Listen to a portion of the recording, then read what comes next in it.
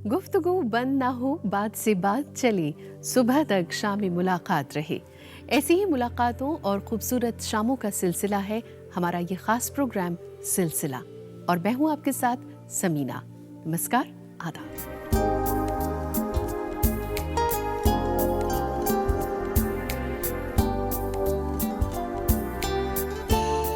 दिल्ली के India international centre सभागार में मशहूर कथक कलाकार डॉक्टर शोभना नारायण और उनके शिष्यों द्वारा बांग्लादेश के राष्ट्रीय कवि काजी नजरुल इस्लाम की कविता विद्रोही को बहुत ही खूबसूरत और मनमोहक अंदाज में प्रस्तुत किया गया, जिसमें कलाकारों के साथ साथ कई जानी मानी शख्सियतों ने शिरकत की और कार्यक्रम का भरपूर आनंद भी लिया।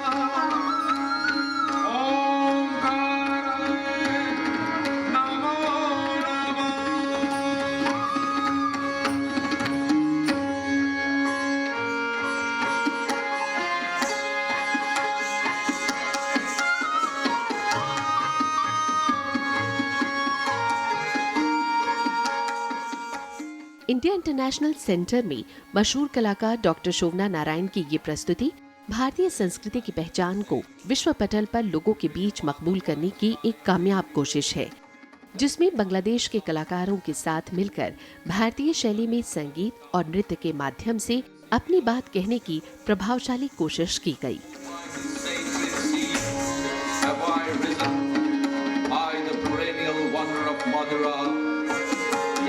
God shines on my forehead like some royal victory's gorgeous emblem, like some royal victory's gorgeous emblem. मानव के अंदर एक विद्रोह की भावना होती है। वो अपने शांत समय में भी अंदर कुछ न कुछ कौतूहल चलता रहता है, और वही कौतूहल अपने आप से हम लड़ रहे हैं, अपने ख्यालों से लड़ रहे हैं। मतलब एक किसी न किसी चीज़ का विद्रोह हमारे अंदर जो है वो हमेशा जो तांडव और लास्य की भावनाएं हमारे अंदर है, वो दोनों में कश्मकश चलती रहती है।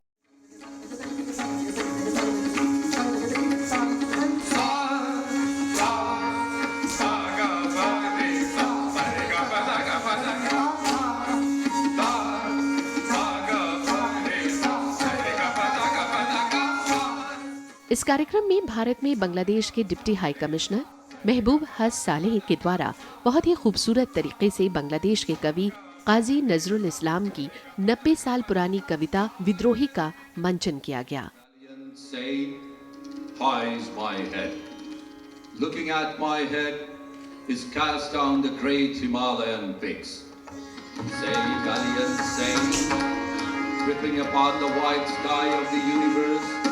Living behind the sun, the moon, the planets and the stars, piercing the earth. वहीं दूसरी तरफ शोभना नारायण और उनके शिष्यों की इस पर प्रस्तुति यादगार रही।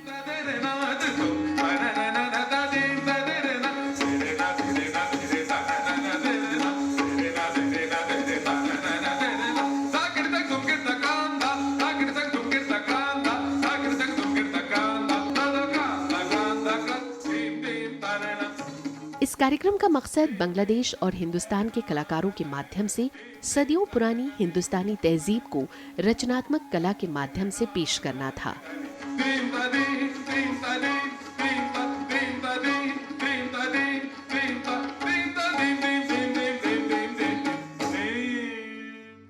दिल्ली विश्वविद्यालय के सर शंकरलाल कॉन्सर्ट हॉल में जन संस्कृति संस्था द्वारा गजल की एक खूबसूरत शाम का आयोजन किया गया, जिसमें दक्षिण भारत के मशहूर गजल गायक शाहबाज अमन ने बहुत ही खूबसूरत अंदाज में गजलें पेश की।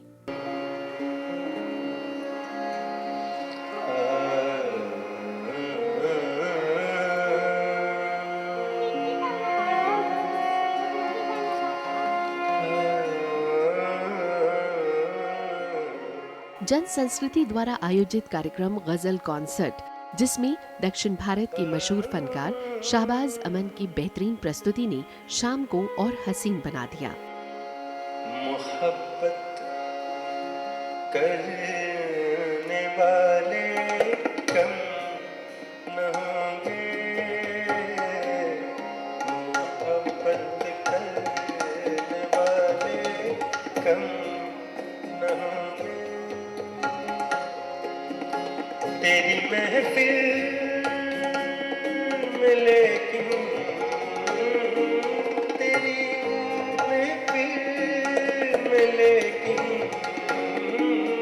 तेरी महफिल में लेकिन हम न होंगे। इसका मकसद दक्षिण भारत और उत्तर भारत के बीच कला संस्कृति का प्रचार करना रहा। तुम इतना जो मुस्कुरा रहे हो,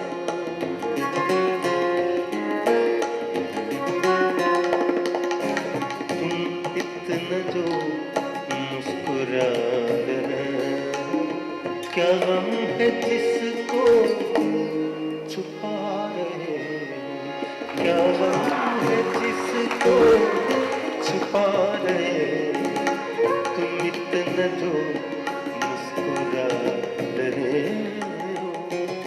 मशहूर गजल गायक शाहबाज अमन की गजलें दिलों को जोड़ने का काम हमेशा से करती रही हैं, जिसकी गवाह रही ये खूबसूरत शाम। प्यार के बोल तो होठों से निकल जाते हैं, अपने तेवर को संभालो कि कोई ये न कहे।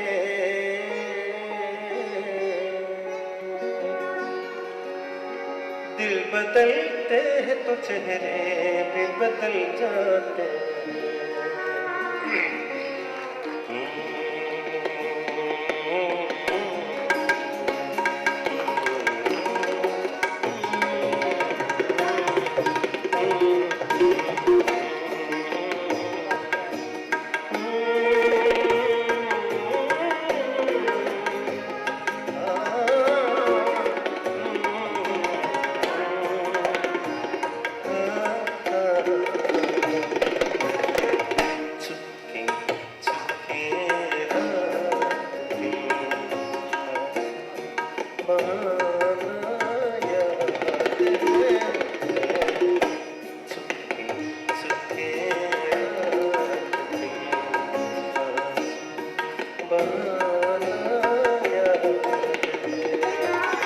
हमको अब तक आशिकी का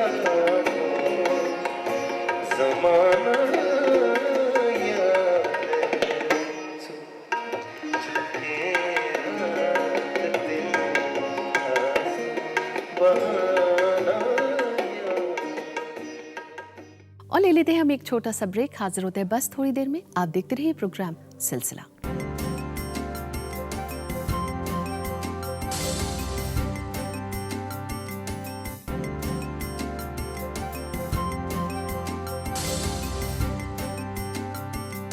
ब्रेक के बाद हम एक बार फिर हाजिर हैं। आप देख रहे हैं सिलसिला।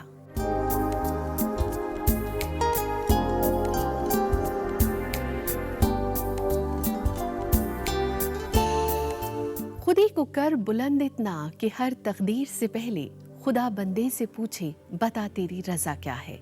ऐसा ही कुछ कह रहे हैं मशहूर फिल्म अभिनेता अनुपम खेर अपनी लिखी किताब में the best thing about you is you. ये पूरी किताब उनकी जिंदगी, उनके संघर्ष, उनकी खुशियों, उनके गमों, उनकी कामयाबी के इर्द गिर्द घूमती है।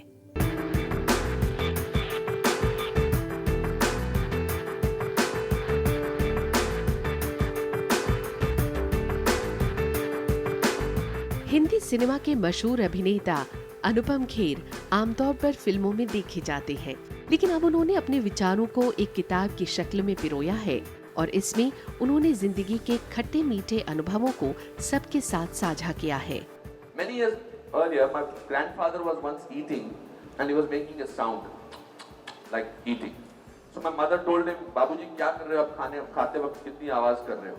So my grandfather said, मुझे तो मजा आ रहा है, प्रॉब्लम तुम्हारी है. So this book has a philosophy.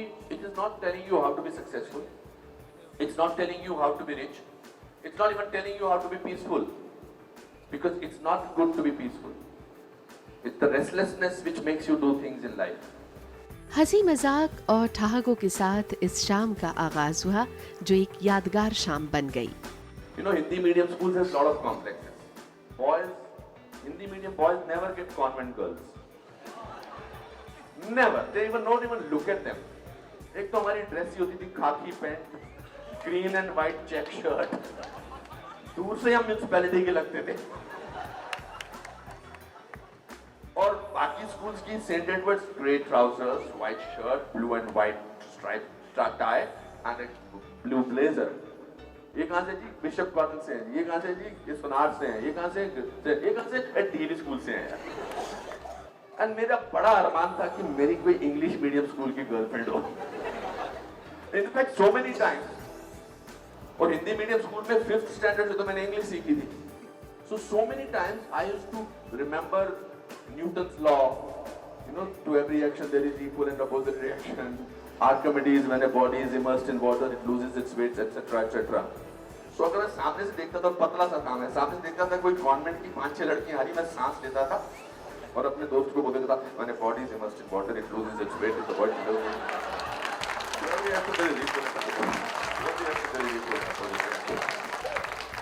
बस किसी ने घास नहीं डाला.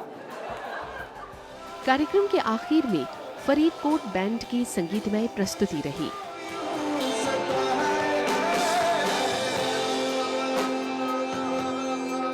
फरीदकोट बैंड को मॉडर्न बैंड भी कहा जाता है और इनका पॉपुलर नंबर लैला गीत सुनने को सभी बेताब दिखे.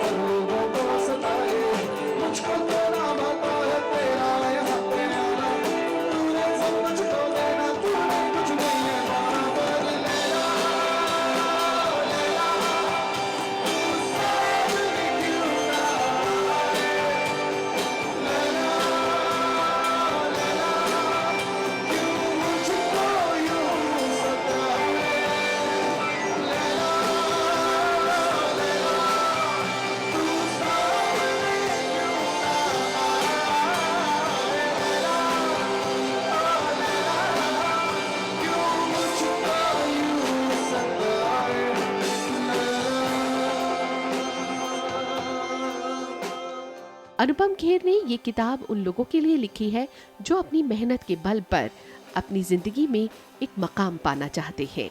उम्र भर अपने ही गिरेबां से उलझने वाले, तू मुझे मेरे ही साए से डराता क्या है.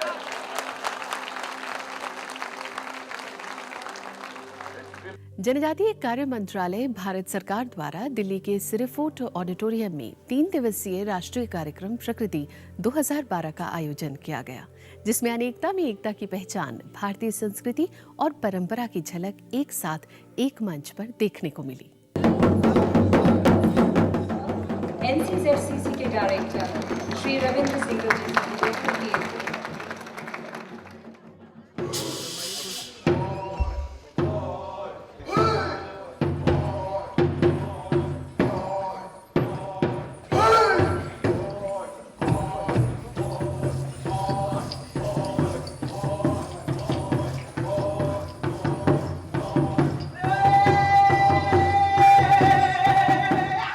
प्रकृति नाम से हर साल जनजातीय कलाकार इस सांस्कृतिक कार्यक्रम का आयोजन करते हैं.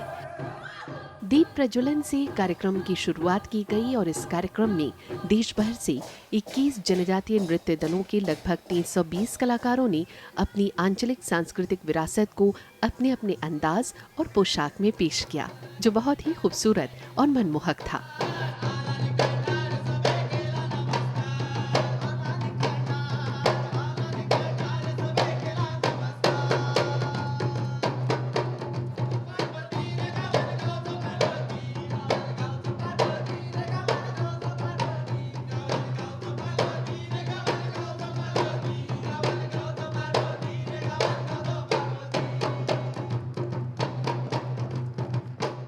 अनेकता में एकता है। हमारा हिंदुस्तान के अंदर जितने भी आदिवासी भाई हैं उनकी संस्कृति को ज़िंदा रखने के लिए प्रोग्राम हर साल किया जाता है। इसका नाम प्रकृति है और पूरे हिंदुस्तान के आदिवासी अपने अपने संस्कृति के मुताबिक यहाँ अपना ये नृत्य दिखाते हैं।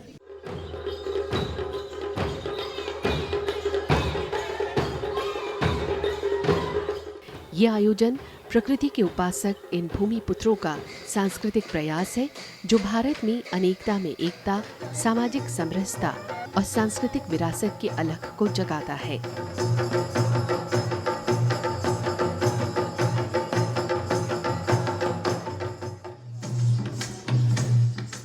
कार्यक्रम के आखिर में जनजातीय समुदाय से जुड़े अन्य क्षेत्रों में महत्वपूर्ण योगदान के लिए नेशनल ट्राइबल अवार्ड्स का एहतमाम किया गया। इस कार्यक्रम का मकसद देश भर से आए जनजातीय समुदाय को एक जगह, एक मंच पर अपनी सांस्कृतिक पहचान और विरासत को दर्शाना था।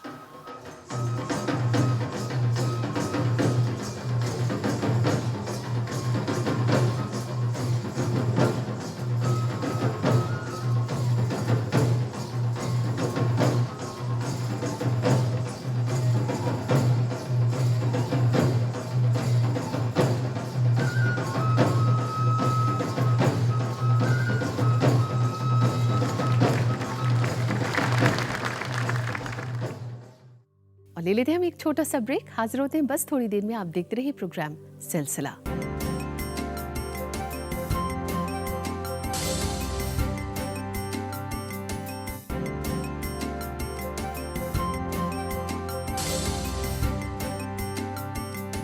और ब्रेक के बाद हम एक बार फिर हाजिर हैं।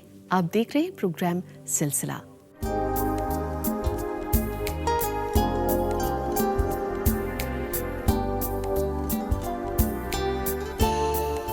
हौसला अगर बुलंद हो तो राहें अपने आप निकल आती है। ऐसा ही कुछ कर दिखाया है मशहूर शिल्पकार शक्ति मेरा ने दिल्ली के इंडिया इंटरनेशनल सेंटर में आयोजित प्रदर्शनी the Sanga a creative journey के जरिए।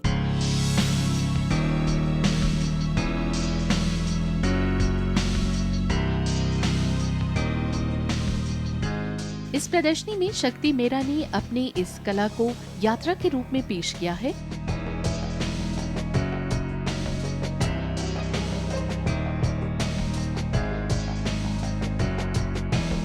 और अपनी भावनाओं को बहुत ही खूबसूरती से दिखाया है। इसकी कहानी, क्रिएटिव कहानी कुछ 21 साल पहले शुरू होती है, तो मैंने सोचा कि क्यों ना दिखा दें कि कैसे हम सिर्फ पेंटिंग कर रहे थे और एक पेंटिंग बनाई हमने और उसके बाद हमें लगा कि हमको स्कल्पचर बनाना है। इसके अलावा इस प्रदर्शनी में शिल्पकार ने अनेक धातुओं का प्रयोग किया है। शक्ति मेरा एक मशहूर लेखक के साथ साथ एक विख्यात शिल्पकार भी हैं।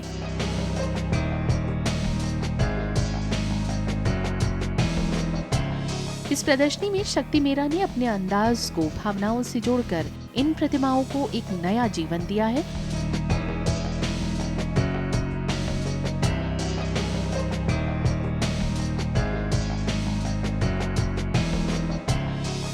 और अपने सपनों को हकीकत में बदलने की एक कामयाब कोशिश की है।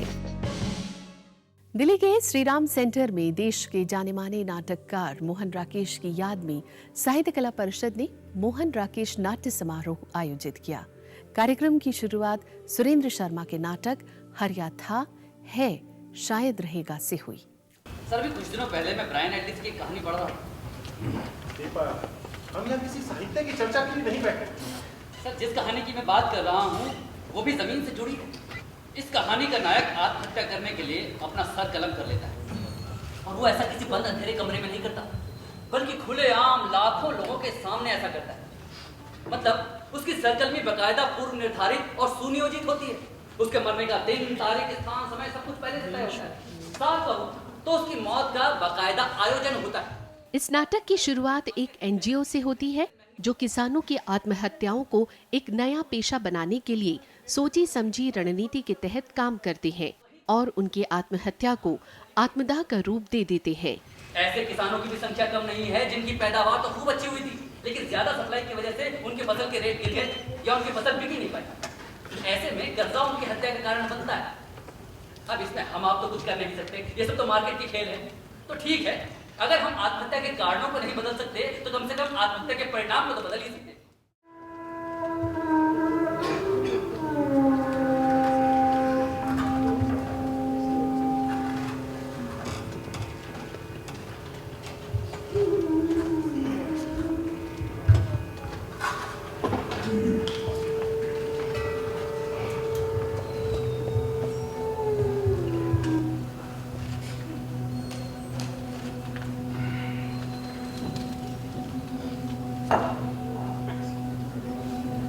ये हो गया। अरे कुछ बोलेगा भी, यूं ही घुलता रहेगा। टुप्पड़ वाले ने हामी भरी पानी देंगे कि नहीं? नाटक की कहानी हरिया किसान के इर्द गिर्द घूमती है। साहूकार के गलत रवैये, कर्ज में डूबे रहने के कारण वो आत्महत्या करने की कोशिश करता है।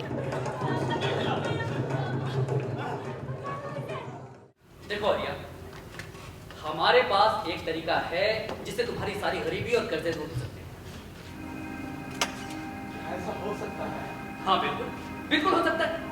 मेरा कहने का मतलब यह है कि मरने की जगह, मरने का समय और मौत के तरीके के लिहाज से ही पैसे मिलते हैं। और फिर तुम्हें तो मरना भी नहीं है, तुम्हें बलिदान होना है। और उसके बाद एनजीओ के लोग उसे पैसे का लालच देकर आत्मदाह करने को कहते हैं। तुम अमर हो जाओगे। जब तक ये दुनिया रहेगी ये लोग तुम्हें याद करेंगे। तुम जैसा बलिदान तुम दोगे ऐसा फिल्मी हीरो देते हैं। तुम हीरो बन जाओगे हरिया, हीरो। सोचो, लोग तुम्हारी चर्चा करेंगे, तुम्हारा नाम होगा, तुम्हें शोहरत मिलेगी।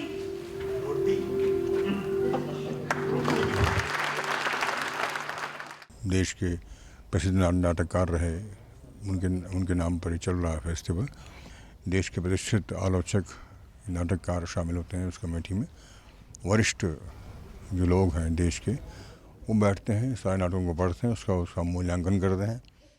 मुझे मेरी माँ और बीवी बच्चों की याद आ रही है। परिवार के लिए जान देने जा रहे हरिया को आखिर में जिंदगी की अहमियत का अंदाजा होता है और उसे ये एहसास होता है कि जिंदगी से बढ़कर कुछ भी नहीं। मैं जीना चाहता हूँ। दिल्ली के इंडिया हैबिटेट सेंटर में एक शाम फैज के नाम मुशायरे का एहतमाम किया गया।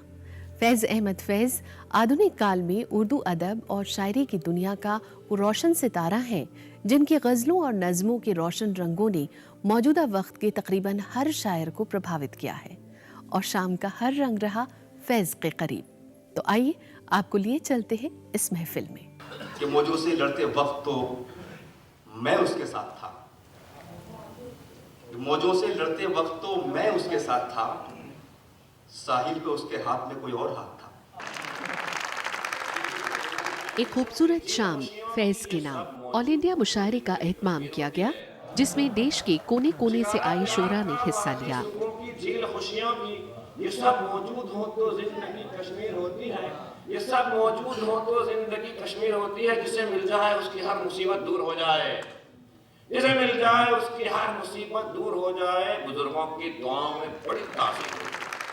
और ये शेर भी आप लोगों की मोहब्बतों की नज़र पेश करता हूँ कि सोज़े जा बन गया इजहारे मोहब्बत का सवाल। थोड़ा मुश्किल है एक्सप्रेस करना कि सोज़े जा बन गया इजहारे मोहब्बत का सवाल। आज इस काम को निपटा के ही घर जाएंगे। जिसका भरपूर लुत्फ वहाँ बैठे नाजरीन ने लिया। अंदर से कुछ टूटा टूटा लगता है, वो सब में रहकर भी तन्हा लगता है। कुछ मंजर आंसू लाते हैं आंखों में, कुछ मंजर आंसू लाते हैं आंखों में। दिल टूटे तो और भी अच्छा लगता है। ये भी कोई साजिश है इन आंखों की, जो मिलता है वो उस जैसा लगता है। वादे का पाबंद नहीं हरगिज लेकिन, वादे का पाबंद नहीं हरगिज लेकिन, देखने में वो कितना अच्छा लगता है।